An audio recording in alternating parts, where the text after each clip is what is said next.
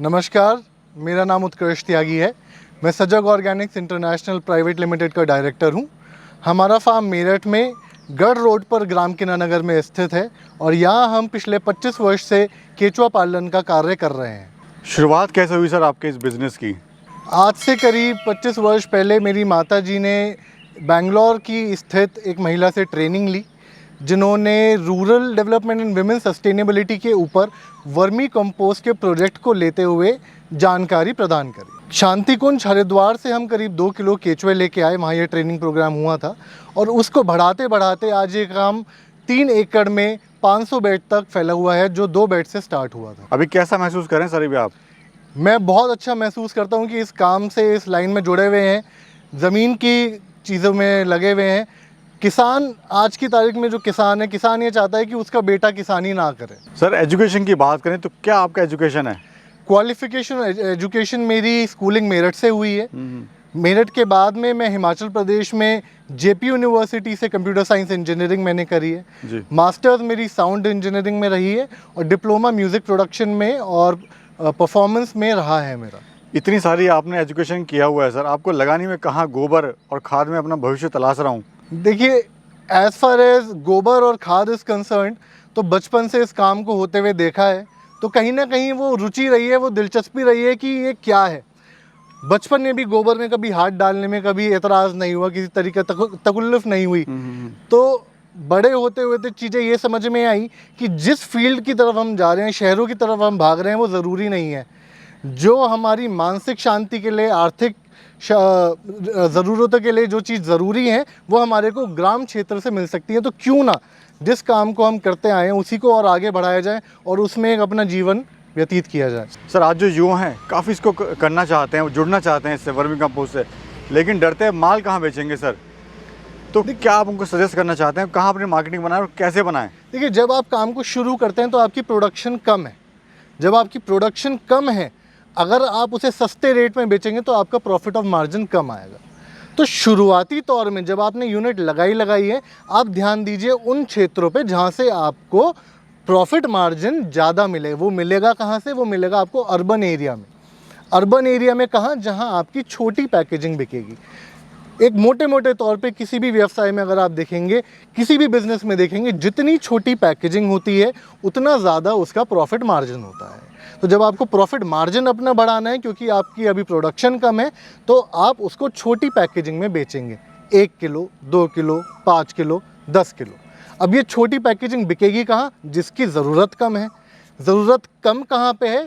शहरी क्षेत्र में, जिनके यहाँ पे 10 गमले हैं, 15 गमले हैं, 20 गमले हैं, लॉन है, अपना छोटा किचन वेस्ट मैनेजमेंट कर रहे हैं, अपने ऊपर वो माइक्रो ग्रीन्स प्रोड्यूस कर रहे हैं। उन एरियाज़ में आपकी वर्मी कंपोस्ट छोटी पैकेजिंग में सेल होती है। वहाँ पे आप अच्छा प्रॉफिट मार्जिन जनरेट कर सकते हैं। सर प्रॉफिट की बात चल रही है तो कितना आपको इससे प्रॉफिट हो जाता है? सालाना हम इससे 2.5 से 3 करोड़ रुपए का प्रॉफिट अर्न कर लेते हैं। साथ में हमारे और भी कुछ प्रोडक्ट जुड़े हुए हैं, जिसमें हम ऑर्गेनिक फार्मिंग करते हैं, बी कीपिंग करते हैं, हनी प्रोसेसिंग प्लांट है हमारा, और अपनी ही एस्टैब्लिश्ड एक लैब है जिसमें हम वर्मी कंपोस्ट की टेस्टिंग करते हैं, फर्टिलाइज़र, ग्रोथ बूस्टर, नीम ऑयल, फंगीसाइड, इन सब की टेस्टिंग करते हैं। बट वर्मी कंपोस्ट की तरफ से आने वाला प्रॉफिट मार्जिन करीब हमारा इतना रहता है। आपने जो किया हुआ है मेथड कौन सा है सर? आपने जो यहाँ पे यूनिट लगाई है, जिस तरह से बेड लगाए हैं, सर समझाएं ज़रा कौन सा मेथड है ये? केचुआ पालन करने के लिए मोटे मोटे तौर पे 4 मेथड होते हैं। जो मेथड आप ये देख रहे हैं मेरे पीछे, ये विंड्रो मेथड है। हमारा काम रहता है लो कॉस्ट इंफ्रास्ट्रक्चर पे, जिसमें आपका खर्चा कम से कम हो और मुनाफा ज़्यादा से ज़्यादा है। उसके लिए ये मेथड बेस्ट है, जिसको हम कहते हैं विंड्रो मेथड। विंड्रो मेथड में आपका जो बेड बनता है ज़मीन की सतह से ऊपर बनता है। इसमें कोई पक्का स्ट्रक्चर की ज़रूरत नहीं है। आपको एक पन्नी की शीट बिछानी है, ईंटों का एक फ्रेम बनाना है, उसके अंदर आपको गोबर डालना है, गोबर के ऊपर आपने केचुआ डालना है, और इस तरीके से आपको ये मेथड चलाना है। क्या गणित है सर एक बेड का? कितना इसमें लागत आती है, क्या साइज़ और क्या इससे मुनाफा ले सकते हैं? देखिए, एक बेड की अगर हम बात करें तो कोई निश्चित लंबाई नहीं है। आपकी ज़मीन के ऊपर ये निर्भर करता है कि कितना लंबा आपका बेड हो। आपका बेड हो सकता है 30 फुट का हो सकता है 40 फुट का हो सकता है 50 फुट का हो, मगर ईज़ ऑफ कैलकुलेशन के लिए, गणित को थोड़ा आसान करने के लिए हम 30 फुट के बेड की बात करेंगे। आपका जो बेड बना वो 30 फुट बाई 4 फुट का बना, 30 फुट लंबाई और 4 फुट चौड़ाई। इस बेड में आपने 1500 किलो गोबर डाला। वो गोबर यदि आप 50 पैसे का लेते हैं तो आपको 750 रुपये का गोबर एक बेड में पड़ा। जितना गोबर आप इस्तेमाल करेंगे उसके 40% आपको खाद मिलेगी। गोबर आपके पास में आ गया। अब पन्नी आपको लेनी है, ईंटें आपको लेनी है, केचुआ आपको लेना है, और ये सारा काम करने के लिए लेबर आपको चाहिए। ईंटों पे अगर आएँ तो एक बेड में करीब 72 ईंटें आपकी लगती हैं। आपके क्षेत्र में जिस रेट पे ईंट मिलती हो, आपको अव्वल नहीं चाहिए, लाल पीटी आप ले सकते हैं, कोई कमज़ोर ईंट आप ले सकते हैं, कोई चिनाई नहीं आपको करवानी, कुछ मजबूत ईंट आपको नहीं चाहिए। 72 ईंट आपकी एक 30 फुटे बेड में लगती हैं। आप उससे अपना गुणा करके निकाल सकते हैं कितने की ईंटें पड़ी। एक बेड में करीब 2.5 किलो पन्नी इस्तेमाल होती है। आज के रेट पे देखें तो मार्केट में 90 रुपये के हिसाब से मिल रही है, तो मोटे मोटे तौर पे 200 रुपये की आपकी पन्नी लगी। अब केचुए पे बात करें जो कि आपका मेजर इन्वेस्टमेंट है, एक 30 फुट के बेड में 30 किलो ही केचुआ लगता है। 1 किलो केचुआ एक रनिंग फीट में, तो 30 फीट के बेड में 30 किलो केचुआ यदि आप हमसे लेते हैं तो 300 रुपये के रेट पे आपको केचुआ मिलता है, जिसमें 1 किलो केचुए में 1200 से 1300 केचुए आपको मिलते हैं जी। एक बेड में 9,000 रुपये का आपका केचुआ लगा। टोटल कॉस्टिंग जो आपके बेड बनने की आती है वो 10-10,500 रुपये आती है। और इसमें से खाद कितनी मिली आपको? जितना गोबर इस्तेमाल करा उसकी 40%, यानी कि 600 किलो। अब 600 किलो खाद को अगर आप बेच रहे हैं 6 रुपये से 20 रुपये, मैं मान के चलता हूँ वो 6 रुपये पे ही बेच रहे हैं, तो 3600 रुपये हुए। अब मेरे भाइयों का ये प्रश्न रहता है कि जब हमारा बेड बन के तैयार पड़ा 10,500 रुपये का और खाद हमने बेची 3600 रुपये की, तो हमारा मुनाफा कहाँ हुआ? ये तो हमारा नुकसान है जी। तो इस चीज़ में मैं ये आपको बताना चाहूँगा कि पहली बार जब आपने बेड बनाया तो सबसे ज़्यादा खर्चा किस चीज़ में हुआ? जो मुख्य तौर पे आपका खर्चा हुआ वो हुआ केचुए में। अब केचुआ आपकी वो मशीनरी है, जो आप सो रहे हैं वो बढ़ रहा है, आप कहीं बाहर घूमने गए हुए वो खाद तैयार कर रहा है, बरसात हो रही है आप घर में बैठ के पकौड़ी खा रहे हो वो यहाँ पे काम कर रहा है, वो अंडे दे रहा है। अब अगली साइकिल में आपको जब एक बेड और तैयार करना है तो उस बेड को तैयार करने के लिए आपको किन किन चीज़ों की आवश्यकता होगी? केचुआ आपके पास में पहले से ही है, बशर्ते आपने उसको हवा अच्छी दी है, खाना अच्छा दिया है, पानी अच्छा दिया है, तो मल्टीप्लाई हुआ है। वो आज की तारीख में दुगना तिगना हो चुका है जितना आपने पिछली साइकिल में डाला था। अब उसी केचुए से आप अपना नया बेड बनाएंगे। नए बेड बनाने के लिए आपको केचुआ लेने की आवश्यकता नहीं है। आपको लेना क्या है? ईंटें, प्लास्टिक, गोबर और लेबर, जो सारा कुछ मिला के 1500 रुपये की कॉस्टिंग में आपका आ जाता है। 750 रुपये का आपका गोबर लगा, 150 रुपये की आपकी लेबर लगी, 900 रुपये हो गए, 200 रुपये की आपकी पन्नी लगी, 1100 रुपये हो गए, और ज़्यादा से ज़्यादा आप 400 रुपये की अपनी ईंटें मान लीजिए, 1500 रुपये आपके ये टोटल हो गए।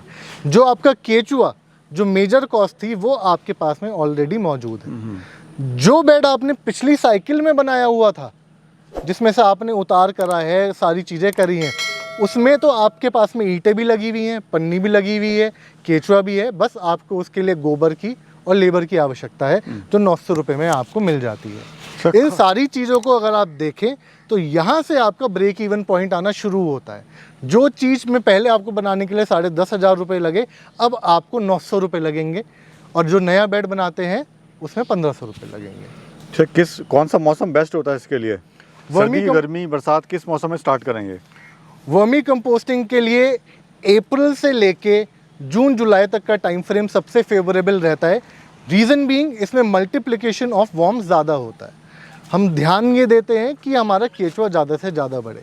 गर्मियों के दौरान में हम जब पानी ज़्यादा देते हैं तो हमारा केचुआ अच्छा मल्टीप्लाई होता है। बरसात के दौरान हम ये भी सीख जाएंगे कि किस तरीके से उसको मैनेज करना है, और सर्दियों के दौरान हमारी प्रोडक्शन कम रहती है। तो जब हमारी प्रोडक्शन ज़्यादा है, मल्टीप्लिकेशन ज़्यादा है, वो हमारा फेवरेबल टाइम फ्रेम है। अगर कोई स्टार्ट करना चाहता है, कम पैसा है, जिसके पास कम बजट है, कितने बेड से उसको स्टार्ट करना चाहिए और क्या इससे प्रॉफिट ले सकता है सर? देखिए, इसमें चलती है रिवर्स कैलकुलेशन।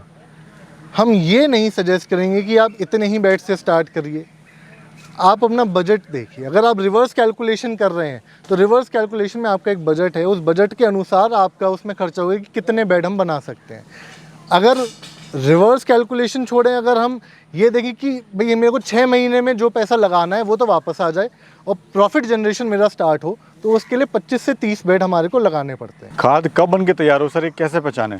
ये मैं आपको प्रैक्टिकली दिखाऊंगा कि गोबर और खाद का वेरिएशन कैसे होता है, तैयार कब होगा ये हमें पता कैसे चलेगा। आइए एक बार ये देखते हैं कि किस तरीके से पता चले कि खाद तैयार है। बेड बनने के दिन से खाद तैयार होने का टाइम फ्रेम करीब हमारा 45 दिन का रहता है, जब आपने बेड बनाया और उसमें से खाद का उतार हुआ। अब कई भाइयों का ये प्रश्न रहता है कि जी हमें पता कैसे चलेगा खाद तैयार हो गई है। तो आप यहाँ आए और एक बार देखें, जो खाद तैयार होती है, खाद होती है बिल्कुल भूरे रंग की मखमली, जैसे कि आप ये देख रहे हैं। गोबर और खाद में ज़मीन आसमान का फ़र्क रहता है। आप गोबर देखेंगे आपको पता चल जाएगा उसके टेक्सचर से, उसके रंग से कि ये गोबर है, और तैयार हुई हुई खाद हमारी ऊपर की सतह में इकट्ठी है। ठीक है, मतलब पता लग जाए, थोड़ा भुरभुरी हो जाए। खाद जब हमारी भुरभुरी हो जाए, वो भूरे रंग की हो जाएगी या भूरे से काले रंग के बीच में हमारी खाद रहेगी। निर्भर करता है कि हमने गाय का गोबर लिया है या भैंस का लिया है। जी जी। बट गोबर का टेक्सचर और रंग बिल्कुल अलग रहेगा हमारी खाद से। धन्यवाद सर, आपने बड़ी महत्वपूर्ण जानकारी दी। धन्यवाद सर। आशा करता हूँ आपके लिए ये वीडियो जानकारी लेके आई होगी और आपको अच्छा लगा होगा। धन्यवाद। नमस्कार।